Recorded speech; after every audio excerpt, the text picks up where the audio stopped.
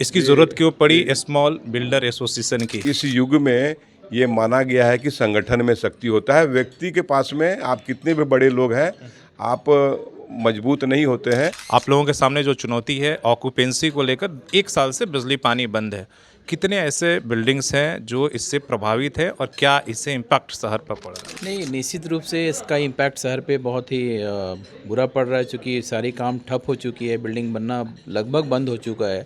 अभी जिस तरह की कार्रवाई चल रही है लीज एरिया में, बिल्डिंग सील हो रहे हैं, तोड़े जा रहे हैं, कितना बड़ा आप लोगों के लिए चुनौती है? निश्चित में चुनौती बहुत बड़ी चुनौती है, क्योंकि ये मामला जब बायलॉज बना और जब से टाटा स्टील सबलीज एरिया है तब से ये मामला चल रहा है। ये संगठन जो है पूरे हम लोग एक परिवार की तरह भूमिका अदा करेंगे इस पे।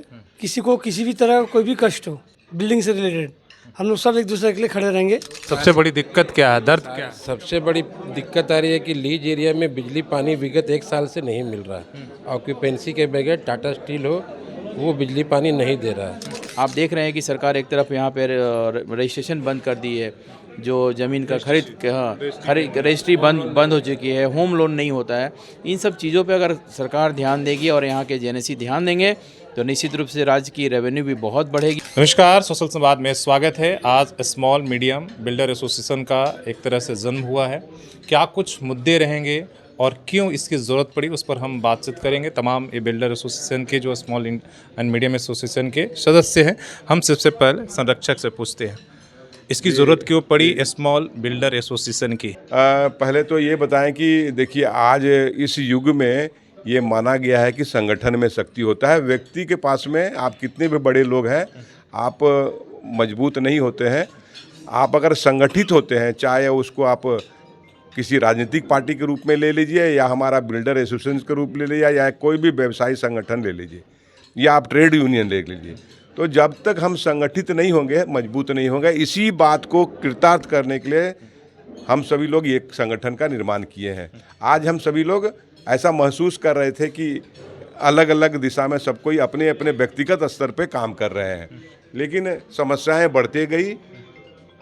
जैसे कि हम 4 एजेंसियों के साथ में मिलकर काम करते हैं। एक तो खुद हम एक बिल्डर है, जमशेदपुर लीज एरिया है तो निश्चित रूप से टाटा स्टील, जुस्को और साथ में जेएनएससी, जो कि हमारा ये 3-4 एजेंसियों के साथ में हम काम करते हैं। ये तीनों चारों एजेंसियों को एक तालमेल करने के लिए और सामंजस्य बैठाने के लिए हम सभी लोग को लगा कि हम सभी लोग एक प्लेटफॉर्म में आएंगे तो हमारी बातों को सुना जाएगा, हमारी समस्याओं के समाधान में बाकी एजेंसी भी काम करेगी। इसी सोच के साथ आज हम संगठन का निर्माण किए। सामने जो सबसे बड़ी चुनौती है, अभी जिस तरह की कार्रवाई चल रही है लीज एरिया में, बिल्डिंग सील हो रहे हैं, तोड़े जा रहे हैं, कितना बड़ा आप लोगों के लिए चुनौती है और उस चुनौती से किस तरीके से आप लोग डील करें? निश्चित में चुनौती बहुत बड़ी चुनौती है, क्योंकि ये मामला जब बायलॉज बना और जब से टाटा स्टील सबलीज एरिया है तब से ये मामला चल रहा है। और एक अचानक आज हम 2025 के आज के तारीख में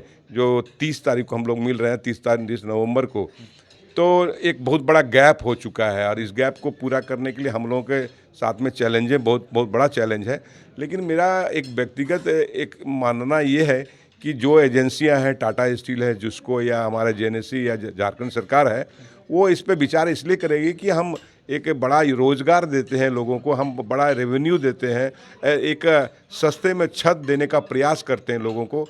तो ऐसा मुझे और हमारे साथियों को ऐसा लग रहा है कि जो गैप, जो हम सब तीनों एजेंसी के बीच में जो गैप बना हुआ है, वो गैप को कम करने के लिए हम लोग एक बैठक करेंगे, आग्रह करेंगे, निवेदन करेंगे और नहीं हुआ तो आंदोलन भी करेंगे। जी, आप भी इस बिल्डर एसोसिएशन के सदस्य हैं। इस जो गठन हुआ है, कैसा और किस तरीके से आप देखते हैं इस एसोसिएशन को? ये संगठन जो है पूरे हम लोग एक परिवार की तरह भूमिका अदा करेंगे इस पे। हर आदमी एक दूसरे से जुड़ के ही काम करेगा। किसी को किसी भी तरह कोई भी कष्ट हो बिल्डिंग से रिलेटेड, हम लोग सब एक दूसरे के लिए खड़े रहेंगे, दिन हो या रात हो। ठीक है, तो मतलब आप खुश हैं इस बात से। नीरज जी, प्रेसिडेंट के रूप में इसमें काम कर रहे हैं। सबसे बड़ा सवाल आप लोगों के सामने जो चुनौती है ऑक्यूपेंसी को लेकर, 1 साल से बिजली पानी बंद है। कितने ऐसे बिल्डिंग्स हैं जो इससे प्रभावित है और क्या इससे इम्पैक्ट शहर पर पड़ रहा है? नहीं, निश्चित रूप से इसका इम्पैक्ट शहर पे बहुत ही बुरा पड़ रहा है, चूँकि सारी काम ठप हो चुकी है, बिल्डिंग बनना लगभग बंद हो चुका है। तो आप ऐसे में आप ये मान सकते हैं कि कहीं ना कहीं शहर के ऊपर, शहर के विकास के ऊपर कहीं ना कहीं इसका एक बहुत ही बुरा असर पड़ रहा है।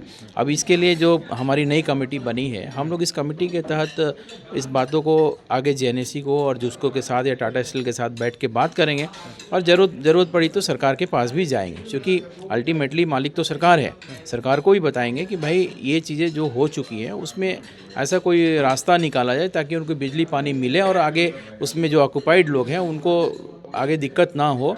और सरकार से ये भी हम लोग बात करेंगे कि जो बाइलॉज बनी है, जो 2016 में जो बाइलॉज बनी है झारखंड में, उसमें कहीं ना कहीं लीज एरिया और रैयत एरिया को ध्यान में रखने में थोड़ा सा कहीं ना कहीं गलती हुआ कि टाटा स्टील एरिया जो कमांड एरिया है वहाँ करेंगे जो ग्राउंड रियलिटी लीज एरिया का है और जो बाकी नॉन लीज एरिया, उसके दोनों के एक नहीं है और दोनों आपने कानून एक तरीके का बनाया। जैसे कि हमने जहाँ तक सुना है कि 3,000 वर्ग फीट के जो एरिया होते हैं उनके लिए जो बाइलॉज होता है थोड़ा सा अलग होता है, थोड़ा वहाँ पे उनको रियायत मिलती है। तो मैं सबसे पहले तो ये आग्रह करूँगा कि 3,000 वर्ग फीट की जो एरिया है उनको इस दायरे से हटाया जाए। ठीक है, उनको बिजली, हाँ, लीज एरिया में बड़ा प्लॉट नहीं है, उनको बिजली पानी तुरंत अविलंब दिया जाए ताकि वहाँ पे कंस्ट्रक्शन हो। जो लोग जिनकी फैमिली बढ़ रही है वो जमशेदपुर छोड़ के तो नहीं जा सकते, उनको उसी एरिया में रहना है कहीं ना कहीं।